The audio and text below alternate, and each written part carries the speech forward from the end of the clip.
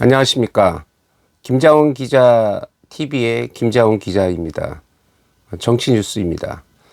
국민의힘 부천시을 당협위원장 서현석 위원장은 입장문에서 부천은 코로나 공포의 역병 죽음의 도시인가 라는 입장을 발표했습니다. 국민의힘 부천시을 서현석 당협위원장은 26일 입장문에서 지난해 12월 부천의 한 요양원에서 70여 명의 코로나19 확진자가 발생하고 40여 명이 사망한 것이 엊그제이다. 아직 기억에도 생생하고 잊혀지지 않기도 전인 4월 22일 부천의 노인주간보호센터와 초등학교에서 60여 명이 넘는 다수의 코로나19 확진자가 무더기로 발생한 참사가 있었다라며 노인 전문 요양병원 이하병원과 노인주간보호센터 이하센터는 유사점이 많은 의료시설이다. 노인을 주요 대상으로 하는 요양시설이고 질병 차원에서 고위험군에 해당한다.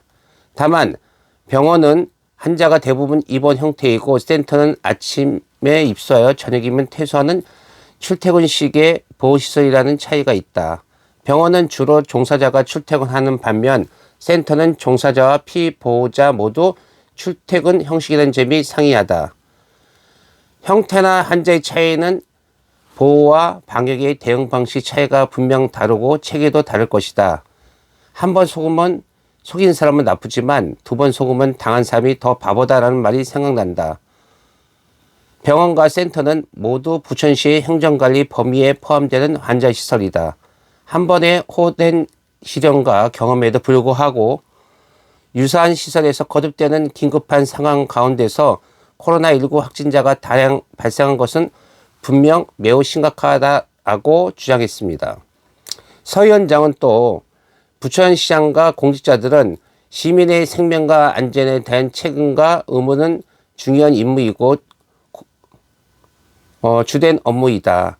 업무 태만이나 소홀로 시민에게 불행한 사태를 초래했다면 분명한 책임과 그에 준하는 잘못을 물어야 할 것이다. 부천시 방역정책과 행정의 가오나 잘못을 묵과하는 것은 시민으로서 불행을 자초하는 것이라며 시민의 잘못으로 미루거나 방역수칙의 불이행에 의한 결과였다는 면피성 변명은 선행 경험으로 볼 때 오히려 더 중대한 과실이다. 더구나 확진 며칠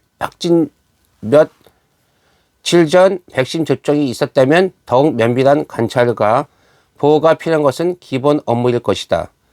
부천이 공포의 역병 죽음의 도시가 된 것이다.